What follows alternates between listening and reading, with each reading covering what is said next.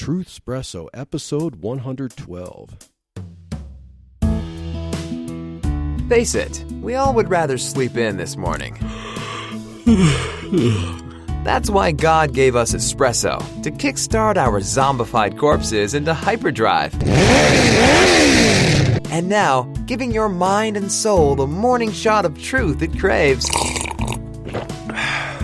This is Truth Espresso with Daniel Minnick.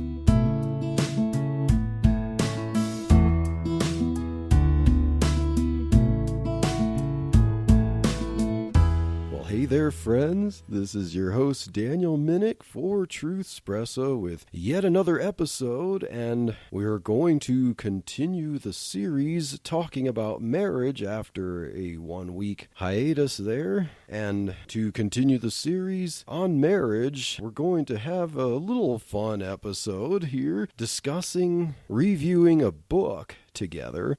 And here to talk about this very special book is my wife, Chelsea. And so, Chelsea, welcome back to Truth Espresso. Hi, babe. Thanks for having me. Oh, yes, it's always wonderful to have my sweet, beautiful wife as a special guest on Truth Espresso. And speaking of special books, do you want to talk about your recent release?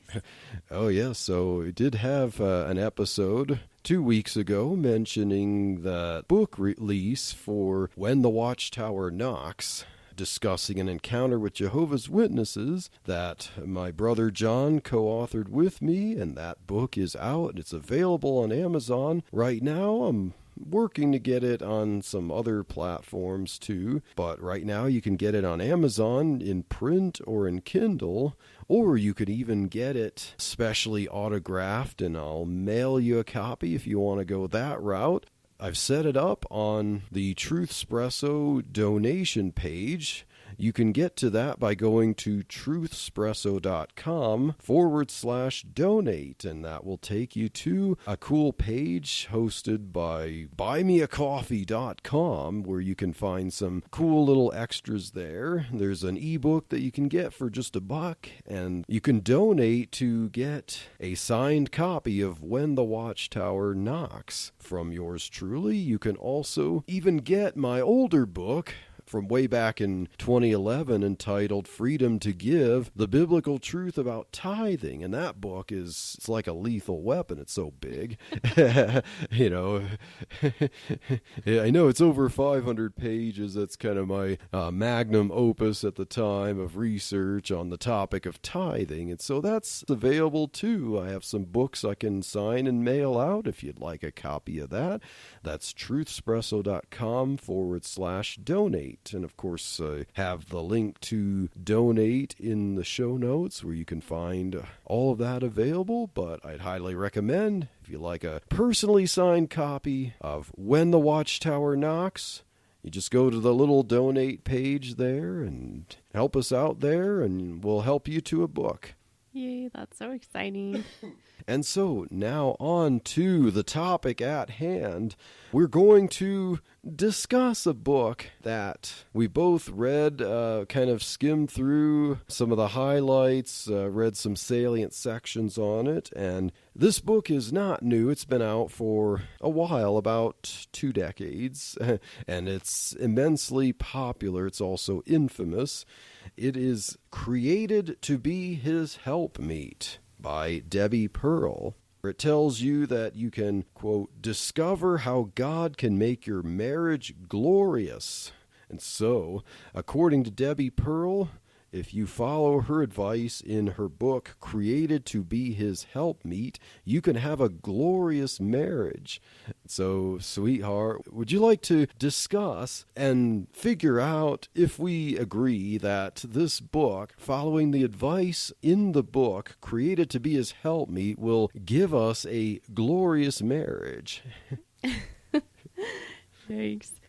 So I remember first hearing about this book when I was invited to attend a women's Bible study, and we were going through this book, kind of learning about how we as women can be good wives to our husbands. And this book was rather shocking to me about some of the information she provided in there. So I'm really looking forward to kind of getting your perspective as a man and what your thoughts are on this book as well, because I know I kind of ran into some barriers with the women that were in that Bible study.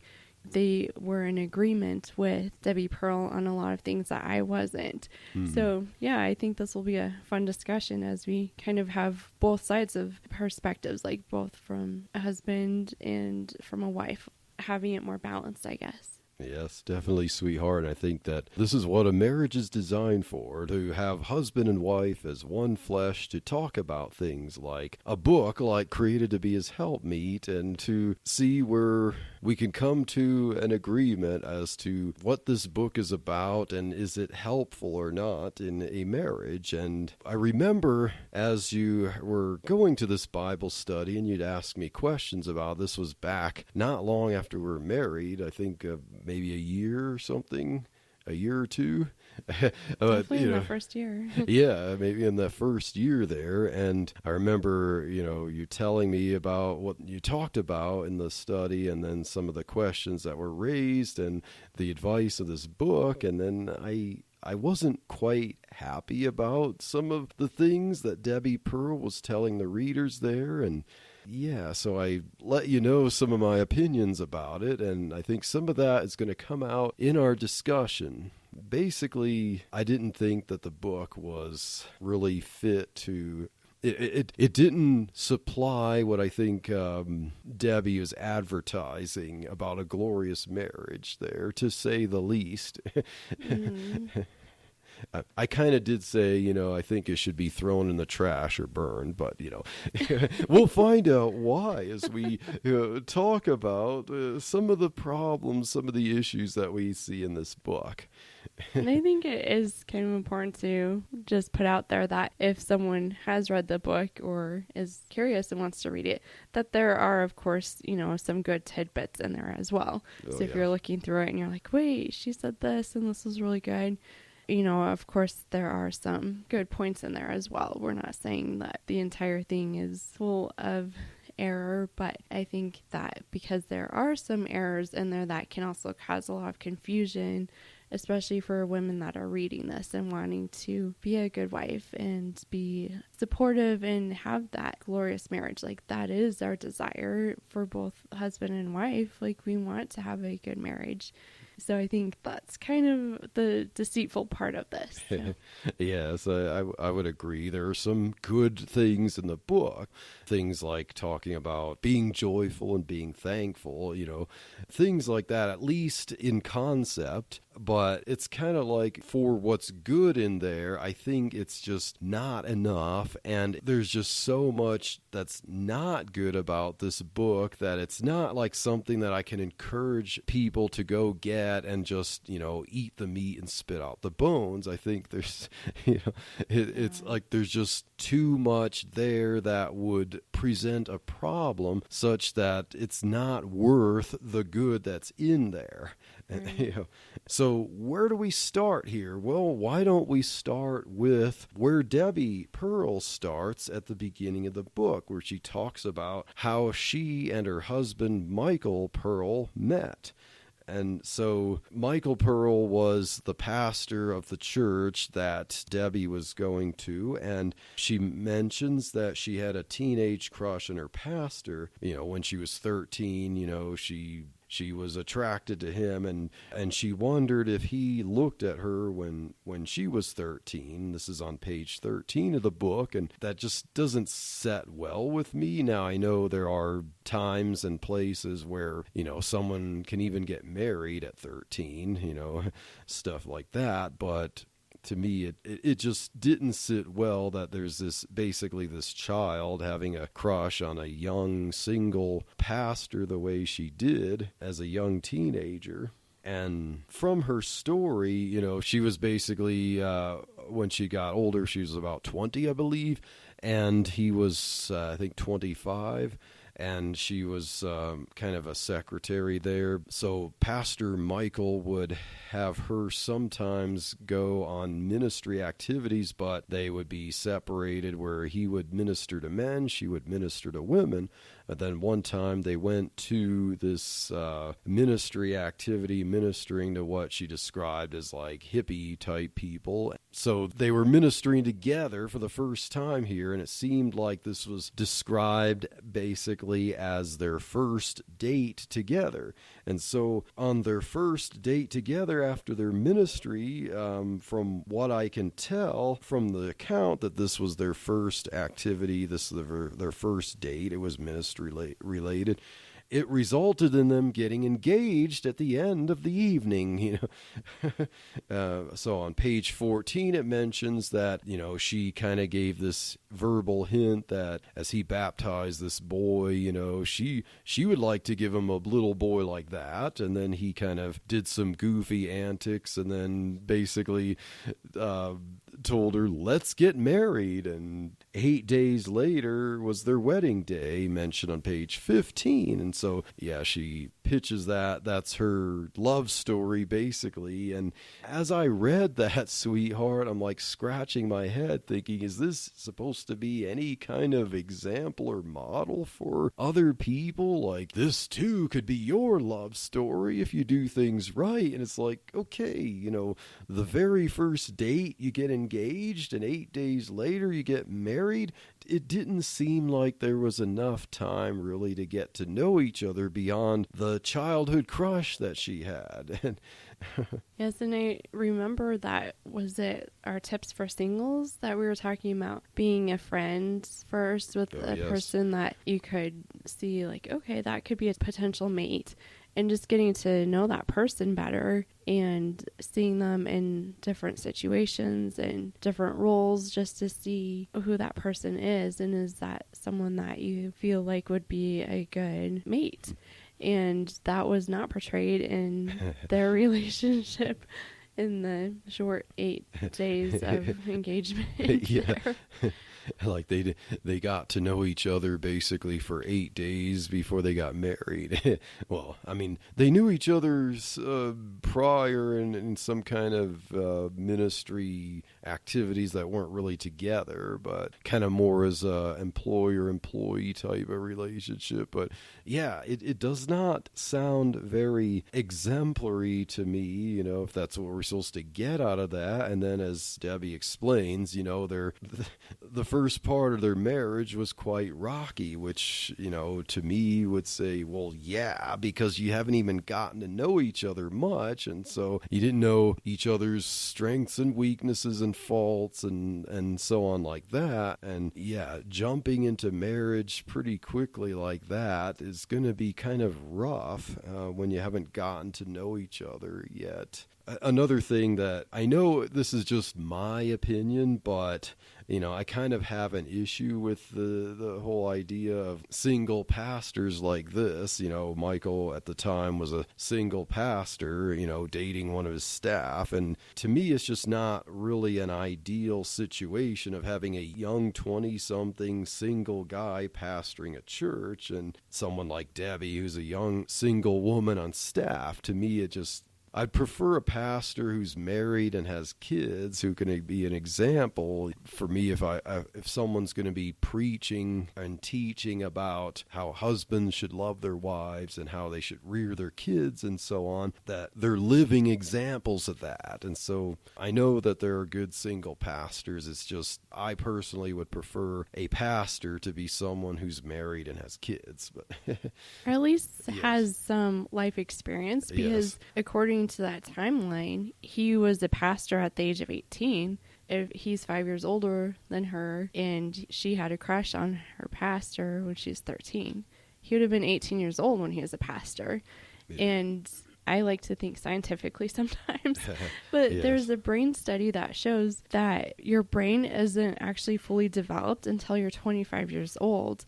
And the last part of your brain to develop is the part that helps you understand consequences, which is amazing because we put so much responsibility on kids when they turn 18. We expect them to be adults and make all these decisions and have so many responsibilities, but their brain isn't even fully developed to be able to even comprehend, if I do this, then this will happen.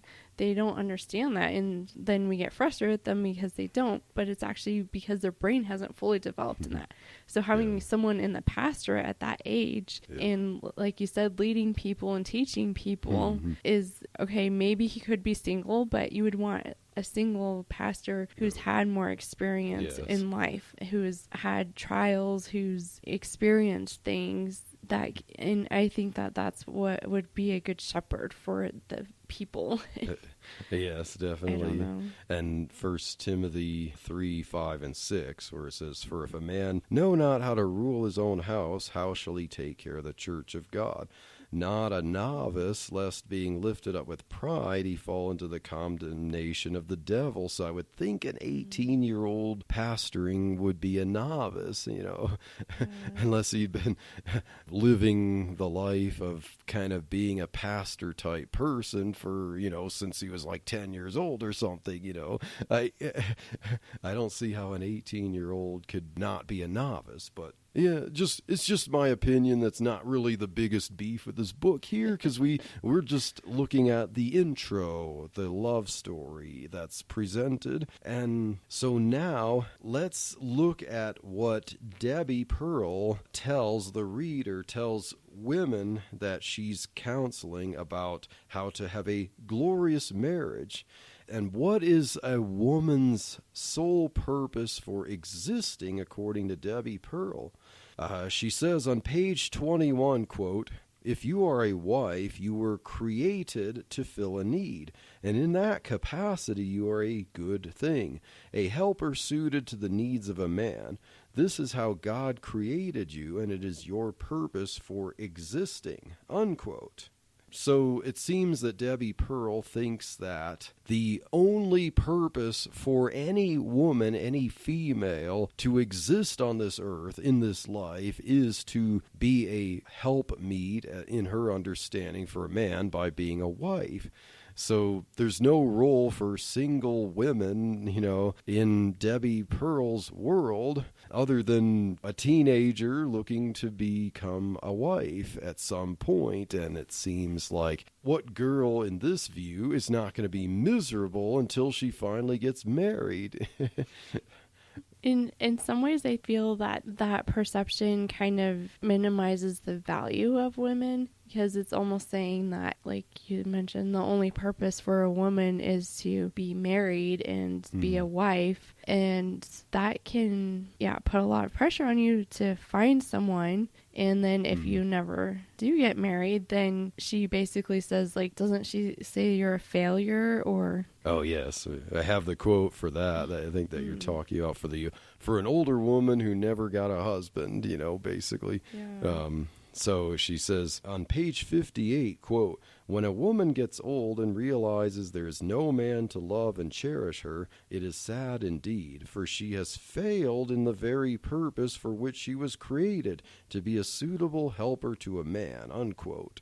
So, she has no role for single women. And, the Apostle Paul seems to say that there's roles for both single and married men and women in 1 Corinthians chapter 7. But Debi Pearl seems to have overlooked that passage of Scripture.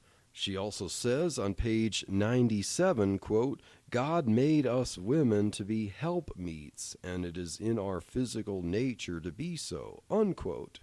So she makes a big hullabaloo about the term helpmeet here and how women are designed to be helpmeets. Now, of course, naturally, that's the title of her book, created to be his helpmeet. That is the theme of this book. That is the whole argument of this book, is to say that women were created to be a man's helpmeet. So how does Debi Pearl reason this? Well, she talks about how God created Eve in Genesis chapter 2 to be Adam's helpmeet. And then she seems to project that as if that represents every man, every woman. So every woman is like Eve, created specifically to be a helpmeet for a man like Adam. I don't see in the Bible where that is the case. I think she's projecting much there to make the whole case for her book, because the book is all about that role and explaining that role in kind of shocking ways, which we'll look at to show how she understands what it means for a wife to be a helpmeet for a husband. But to say that a woman is created, that's her purpose for existing. She is designed entirely to fulfill that role. So in Genesis 1:27, it's telling us that God created man in his image. He created man and woman equally. There isn't one doesn't have more of God's image than the other. Mm-hmm. And I think that when she uses that illustration of God creating woman for man, that she kind of sets up the process of woman's whole purpose is to be a servant for the man, because, she came from the man. And I think that is kind of what I was thinking earlier, that it almost devalues a woman, because it's saying that somehow she's lesser than the man. And I think there's quite a few examples in this book where that's demonstrated as well. But I think Scripture clearly tells us that man and woman are equally created in the image of God. Yes, men and women have different roles. We have different strengths. We have different weaknesses. And that's why he made man and woman to help each other. Mm-hmm. It's not one has to be higher than the other, and this constant struggle between who's in control or who's subordinate. It's like we talked about earlier, you're on the same team. It's coming together and helping each other. And our purpose in life is not for being married. Mm-hmm. God made us so we're his image bearers. He made us so we can share his love with other people. That's our purpose, to share Christ with others. If we do that while we're single, that's a lot easier. You don't have these other responsibilities. And that's kind of what Paul was talking about in his passages. And when you're married, then you do that as a team. When you have children, you do that as a family. You are constantly trying to point people to Christ. And that's what our purpose is. Not the purpose of being wife, because that can change. Yes. And some people never get that title. And then, according to Debbie, like we read, then you're a failure. And no, that is totally absurd. Exactly. What if for some odd reason a particular woman couldn't get a man, to get married, that makes her a failure? Now, of course, I think that rarely would be the case, but, if a woman is discerning, she wants a man of good character. If she sees, men for who they are, she wants someone who's going to serve God with her. And if no man who wants to serve God shows interest in her, it's not her failure, it's her discernment there. And as we mentioned, the Apostle Paul in 1 Corinthians 7, he gives the examples of the roles of people, both married and unmarried, and how they both have the blessing of how they serve God in that way. And with Debi Pearl's advice, there's so much fear of being a failure by not being this helpmeet for a man that I think it would set up quite a few women to just fall for or jump at the first man who shows interest. And often a lot of men who are just so forward like that are the ones who would turn out to be abusive. I think a man who shows patience, as we talked about, becoming a friend, learning each other, and postponing romantic type of expressions while getting to know each other and being friends first, demonstrates maturity. But, I don't see any room for that in Debi's advice here, and I think a lot of women would end up, with the fear that this book expresses could jump into some very bad relationships. And then Debi's advice for how they should handle the situation leaves much to be desired, as we will see, because we're just getting started here, and things are going to go pretty downhill from here. Unbelievers now have no excuse to misinterpret the Bible. Like they ever did? Interpreting the Bible has never been easier or less expensive. Get your copy of What Does It Mean to Me? This teaches and demonstrates the importance of biblical interpretation. Proper biblical interpretation is the difference between truth and error, life and death, heaven and hell. This is created for your sinos. That's your Christians in name only. Readers will stop asking, what does this mean to me? And start asking, what does it mean? Get your copy of What Does It Mean to Me at trackplanet.com or on amazon.com today. You want to get this before it's too late. So, shall we move on to Debi's example of how she thinks a typical man acts by virtue of her husband, like how this is an example of manhood, manliness. This is chapter 4, pages 40 through 42 of the book. The section is called My Jolly Playmate. The story is also retold on the website nogreaterjoy.org, an article called Bitterness or Fun, Your Choice. And so she, it's humorous if it weren't, kind of sad or frustrating, disturbing. But so Debi talks about how her husband, Michael, tried to show off his strength by throwing a loaded trash bag into the dumpster. And as he was doing this, basically the elastic, that holds the bag closed broke and the trash flew everywhere. And Debi was left to pick up the mess because her husband, Michael, just kind of slumped off embarrassed, but he left her to pick up the mess he made. Debi says, quote, "It is funny that men think women are so difficult to understand, but can you imagine a woman showing off flinging a heavy garbage sack and then having dumped it, leaving it for someone else to clean up? Having come to this lofty understanding of the male ego, I knew Big Papa would be looking for another chance to take out the trash," unquote. So basically, her assessment of the male ego by virtue of her husband is that he's looking forward to another chance to show off his strength, but to see if he could hurl this trash bag into the dumpster, but he has no scruples about leaving the potential mess there for his wife to pick up. I guess that's beneath him. So why didn't he help her with this? Why is it that he gets to try to show off his strength but be irresponsible for his own action? And now, may I remind you that, remember in the opening story, Debi said that this was her crush on her pastor. So this man was a pastor of a church. Is this really the model for a pastor to do this?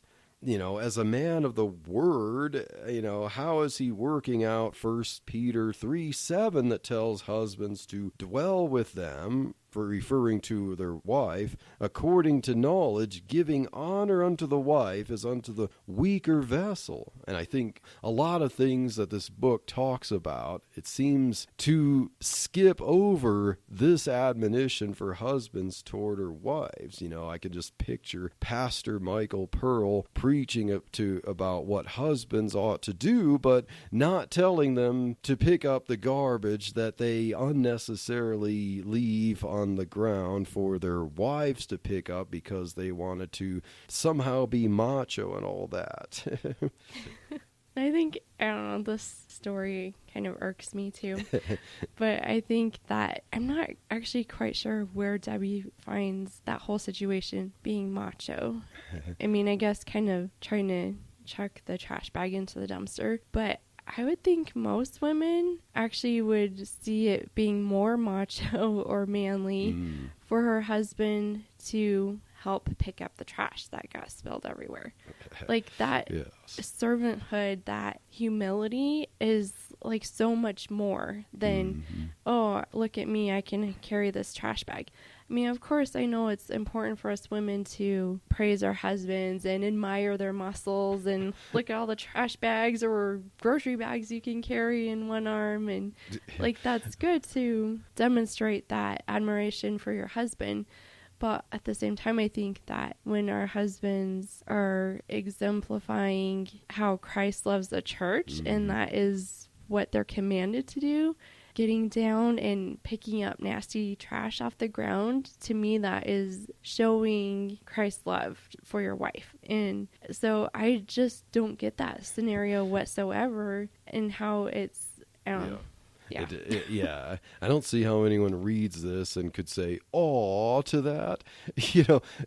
Like, "Oh, that's so cute," as we'll see, examples of Jesus with his disciples.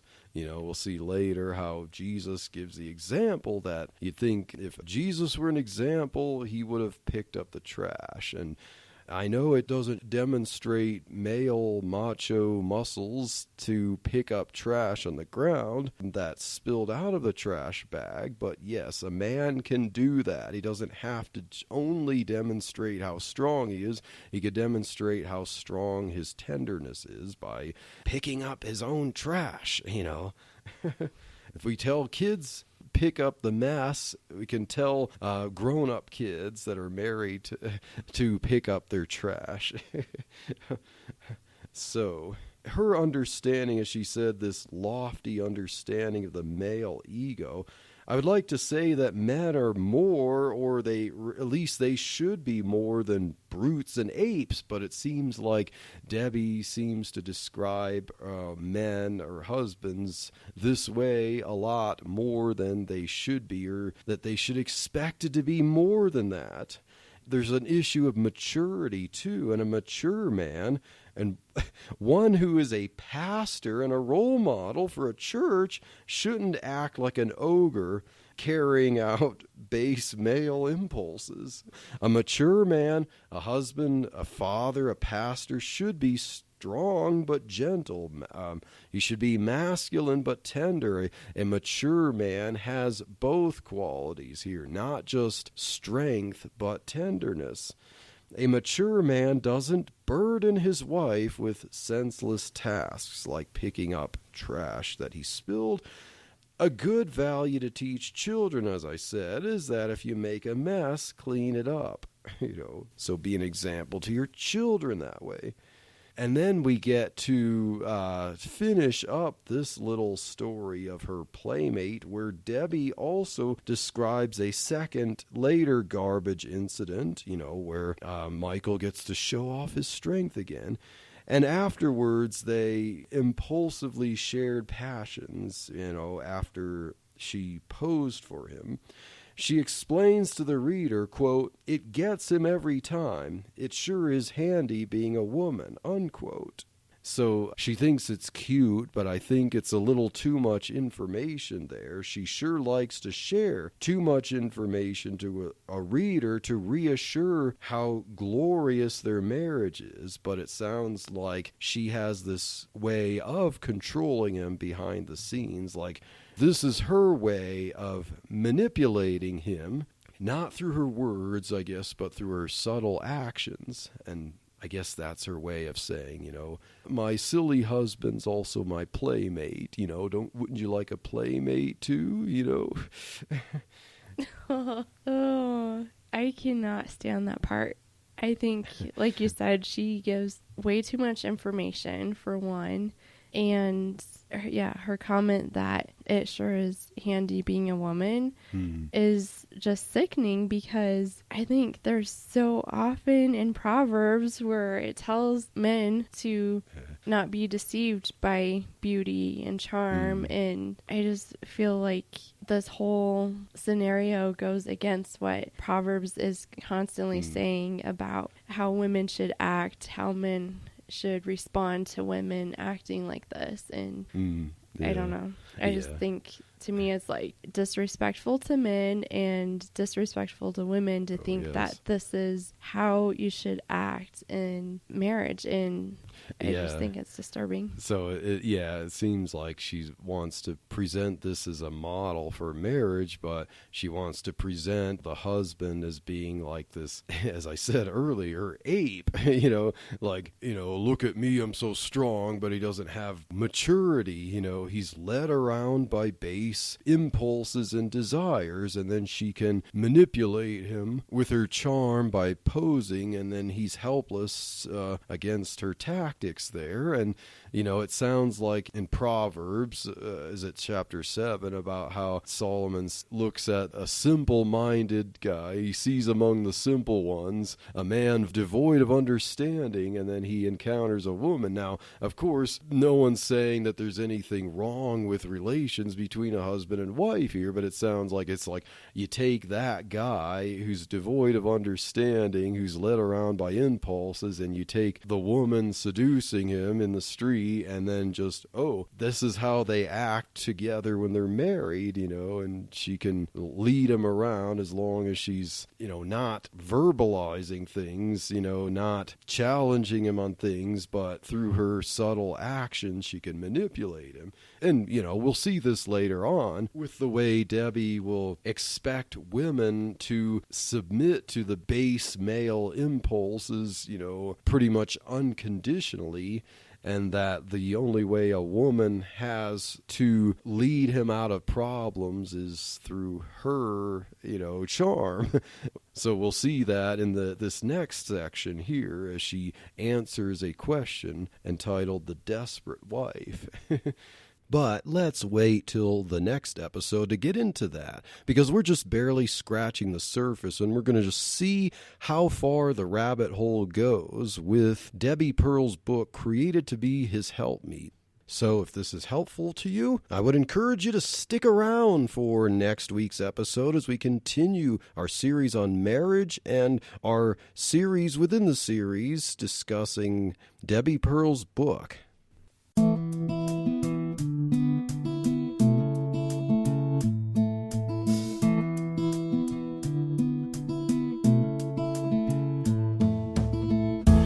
Thank you for waking up with Truth Espresso. Good morning, and God bless your day. Hey friends, Daniel Minnick here again. If you liked waking up to this episode of Truth Espresso, I would really appreciate it if you would rate it on Apple Podcasts, Stitcher, or whatever application you use to listen to Truth Espresso.